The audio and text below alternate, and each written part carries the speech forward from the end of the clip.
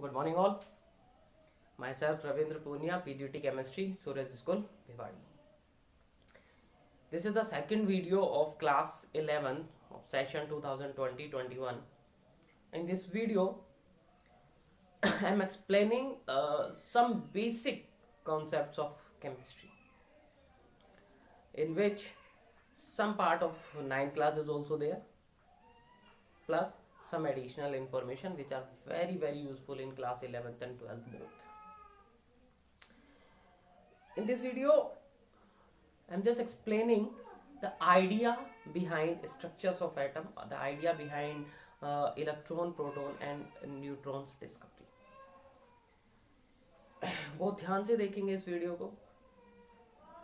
जैसे ही हम कुछ पोर्शन थियोरेटिकल केमिस्ट्री का कंप्लीट करते हैं, I will send you the PDF in which the questions related to this topic is there, जिसे आप अपने आप को इवेलुएट करने के लिए यूज़ कर सकते हैं, अपने आप को जज करने के लिए, आपको कितना समझ आया कितना नहीं आया, आप उसको इवेलुएशन के तरीके से कर सकते हैं. तो बहुत फोकस से देखिए क्या पढ़ाया जा रहा है, क्या आपको समझाने की कोशिश की जा रही है, उसके पीछे जो बेसिक आइडिया है कॉन्सेप्ट के पीछे वो क्या है. As we all know that atom is consist of a nucleus, a very small portion in which all the mass of the atom is included, the nucleus, and electrons are revolving around it. ये बात सबको पता होगी कि एक atom के अंदर एक न्यूक्लियस होता है और उसी न्यूक्लियस के चारों तरफ इलेक्ट्रॉन जो हैं वो रिवॉल्व करते हैं इस तरीके से. इनका पैटर्न क्या होता है, इस जो सर्कल मैंने बनाया है यहाँ पर, जिसे हम ऑर्बिट कहते हैं, इसमें 1 होंगे, 2 होंगे, 3 इलेक्ट्रॉन होंगे, कितने होंगे वो बात की बात है. इतना हमें पता है कि किसी भी एलिमेंट का एटम होगा उसके सेंटर में एक न्यूक्लियस होगा. न्यूक्लियस के अंदर दो चीजें होती हैं, न्यूट्रॉन और प्रोटॉन, न्यूट्रॉन प्लस प्रोटॉन, और इलेक्ट्रॉन्स रिवॉल्व करते हैं बाहर की तरफ. तो हमें ये पता करना है कि ये जो स्ट्रक्चर ऑफ एटम है ये आया कैसे पता चला कि सेंटर में न्यूक्लियस होता है जिसके पास न्यूट्रॉन और प्रोटॉन होते हैं, और कैसे पता चला कि इलेक्ट्रॉन्स भी कुछ होते हैं लेकिन वो रिवॉल्व करते हैं, एक जगह नहीं रुक कर बैठते, वो रिवॉल्व करते रहते हैं और वो न्यूक्लियस के अंदर नहीं होते. तो एटम, जिसको पहले की डेफिनेशन, अगर अर्लियर मोड ऑफ डेफिनेशन पर हम जाए तो एटम होता है एक एलिमेंट का वो पार्ट जिसे और ज्यादा डिवाइड नहीं किया जा सकता, तोड़ा नहीं जा सकता. लेकिन अभी हम एटम के अंदर देख रहे हैं कि एटम के अंदर भी हम न्यूट्रॉन, प्रोटॉन, इलेक्ट्रॉन, इन तरीके की चीजों, और भी बहुत सारी चीजें होती हैं. आपको थोड़ा थोड़ा हायर जैसे जैसे अपन प्रोग्रेस करेंगे बताएंगे, पॉजिट्रॉन भी होते हैं, काफी कुछ होते हैं, वो बताएंगे आपको. तो एटम्स के अंदर ये जो एटम के अंदर के पार्ट है, जिन्हें हम कह सकते हैं सब एटॉमिक पार्टिकल्स, कि एटम के अंदर भी कोई पार्टिकल्स हैं, इंक्लूड है, कि एटम्स कुछ मिनिमाइज नहीं है, एटम को भी तोड़कर हम छोटे छोटे पार्ट्स में डिवाइड कर सकते हैं, उसके अंदर से भी हम पार्टिकल्स को बाहर निकाल सकते हैं. ये चीज हमें कैसे पता चली, कैसे हम इस रिजल्ट पर पहुंचे कि एटम को भी हम ब्रेक करके उसके अंदर से न्यूट्रॉन, प्रोटॉन, इलेक्ट्रॉन्स को निकाल सकते हैं.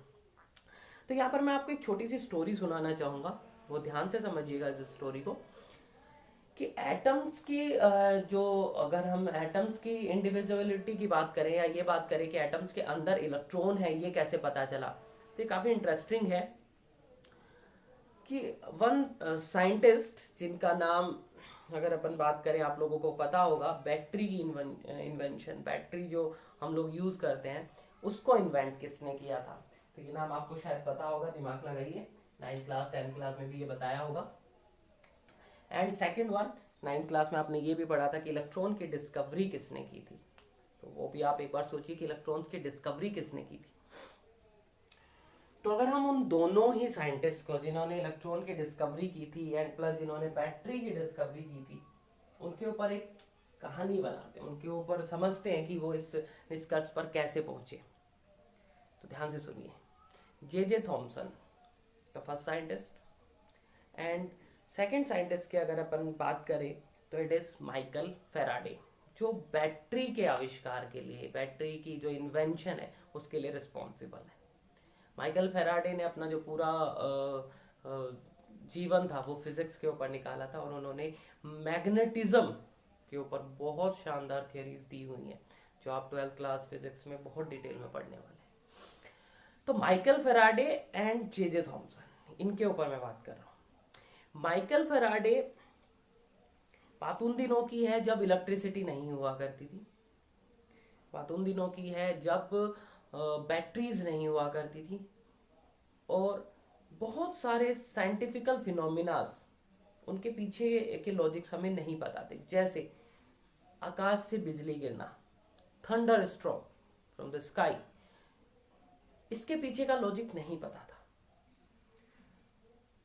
तो जो प्रीस्ट हुआ करते थे, जैसे अपने यहाँ पुजारी होते हैं वैसे क्रिश्चियन में प्रीस्ट होते हैं, जो प्रीस्ट हुआ करते थे उनका ये मानना था कि थंडर स्टॉर्म, जो बिजली गिरती है, ये हम जो पाप करते हैं उनके कारण होती है।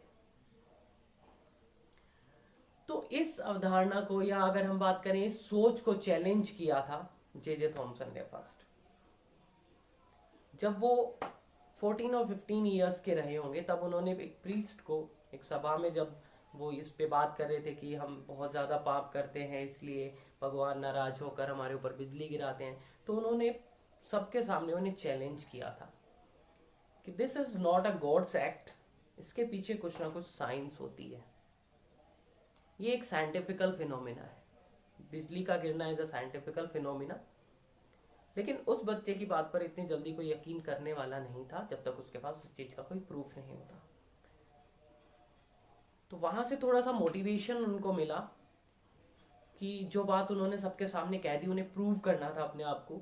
तो वो इस प्रोसेस पर लग जाते हैं कि लेट्स फाइंड आउट कि बिजली कैसे गिरती है।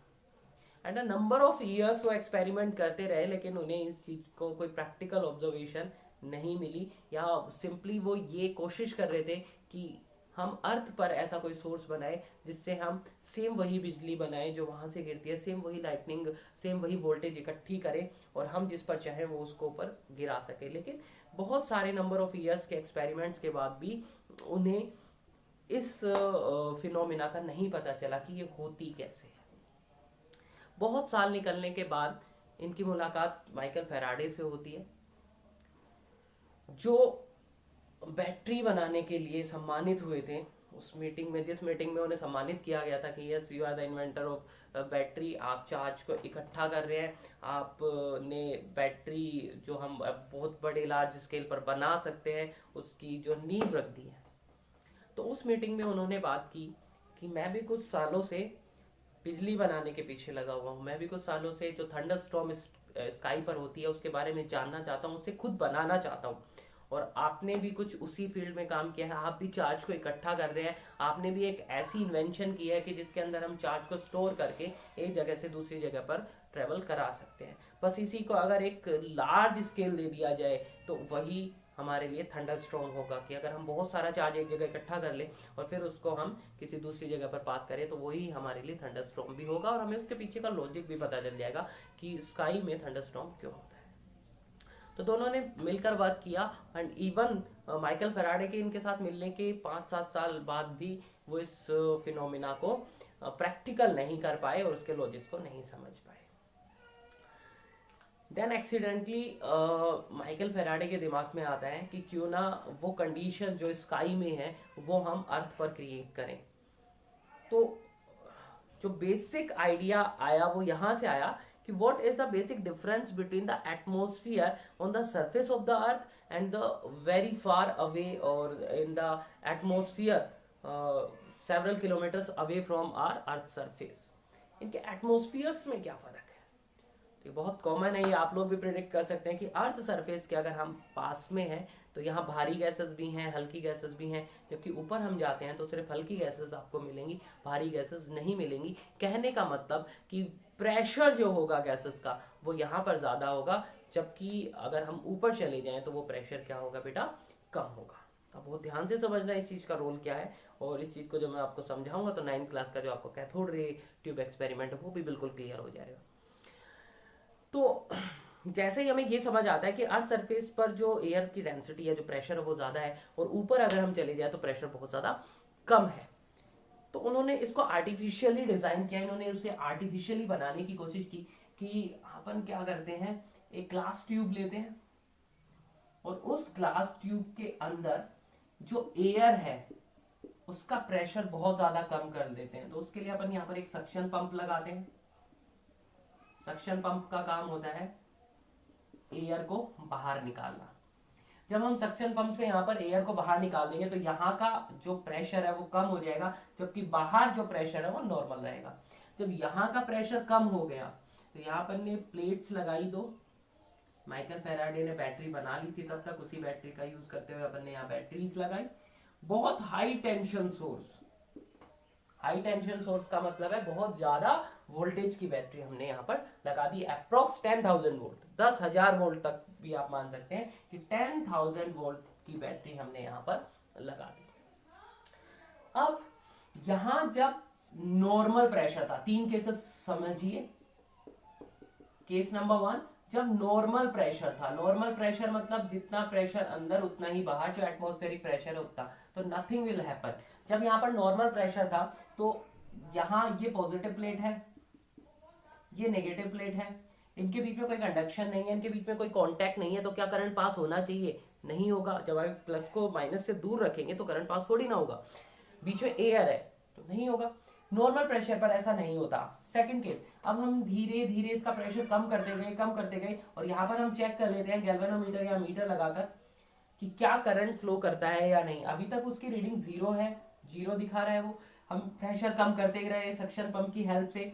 थोड़ी देर बाद जैसे ही हम इसके प्रेशर को कम करते करते, पहले हमने 1/10 कम कर दिया, फिर 1/100 कर दिया। यहाँ का प्रेशर बाहर का मान लेते हैं 1 एटमॉस्फेरिक एटीएम, तो 1/100 एटीएम कर लिया। और फिर कम करते करते जैसे ही हम पहुंचे 1/1000 एटीएम पर, जिसे हम सिंपली लिख सकते हैं साइंटिफिकली 10⁻³ एटीएम पर, तो जैसे ही हम प्रेशर कम करते करते 1/1000 एटीएम पर पहुंचते हैं, there is a flow of current. पहली बार ऐसा होता है कि without contacting between a positive and negative terminal there is a flow of current, there is a flow of charge. और वो फ्लो ऑफ चार्ज हमें इस गैल्वेनोमीटर के डिफ्लेक्शन में साफ नजर आता है। तो वो जो फ्लो यहां पर होता है is without contacting positive and negative. तो दिस इज एन स्ट्रेंज कि क्या हम इलेक्ट्रिसिटी को, क्या हम चार्ज को एयर के अंदर से पास करा सकते हैं, जैसा थंडरस्टॉर्म में होता है। थंडरस्टॉर्म से जब बिजली गिरती है, आसमान से जब बिजली गिरती है, तो एयर को एज अ मीडियम बनाकर गिरती है। तो सेम यहां पर ही, यहां पर हुआ क्या कि कुछ पार्टिकल्स नेगेटिव की तरफ से निकलकर पॉजिटिव की तरफ ट्रेवल करते हैं इन एयर। तो क्या एयर कंडक्टर है इलेक्ट्रिसिटी की? नॉर्मली नहीं है। जब हम किसी भी नेक्ड वायर को टच करते हैं तो हमें करंट लगता है, लेकिन जब हम उसके पास खड़े होते हैं तब हमें करंट नहीं लगता है। इसका मतलब हमारे बीच में जो एयर है वो कंडक्टर का काम नहीं कर रही। लेकिन देखिए, जब हमने एयर का प्रेशर 10⁻³ कर दिया, जब एयर का प्रेशर हमने कम कर दिया, 1/1000 कर दिया, तो एयर के अंदर से भी करंट पास हो रहा है। इसका मतलब एयर कंडक्टर और इंसुलेटर दोनों की तरीके से बिहेव कर सकती है, डिपेंड करता है कंडीशन। अगर नॉर्मल प्रेशर है तो इंसुलेटर, लेकिन अगर प्रेशर आपने बहुत ज्यादा कम कर दिया है तो कंडक्टर। ऐसे सब्सटेंसेस को डाई इलेक्ट्रिक कहा जाता है। तो डाई इलेक्ट्रिक सब्सटेंसेस वो होते हैं जिनके इंसुलेशन की कुछ लिमिट होती है। जैसे मान लेता हूं ये मार्कर है, ये इंसुलेटर है। जब ये इंसुलेटर है तो इसके अंदर से करंट पास नहीं होगा, लेकिन ये करंट को कब तक रोक सकता है? कुछ ना कुछ एक वैल्यू ऐसी आएगी जितनी उस पोटेंशियल के बाद ये करंट को नहीं रोकेगा और उससे इसके अंदर से करंट पास हो जाएगा। तो एक इंसुलेशन की लिमिट होती है। अगर उससे ज्यादा आप करंट पास करने की कोशिश करते हैं और करंट पास हो जाता है तो ऐसे सब्सटेंसेस को डाई इलेक्ट्रिक कहा जाता है। तो एयर की एक प्रॉपर्टी यहां से हमें पता चल रही है कि एयर किसकी तरह बिहेव करती है? एयर डाई इलेक्ट्रिक की तरह बिहेव करती है। कि नॉर्मल प्रेशर पर वो इंसुलेटर होती है, लेकिन जब प्रेशर बहुत ज्यादा कम कर दे, जब नंबर ऑफ पार्टिकल्स उसके बहुत ज्यादा कम कर दे, तो वो जो है कंडक्टर बन जाती है। लेकिन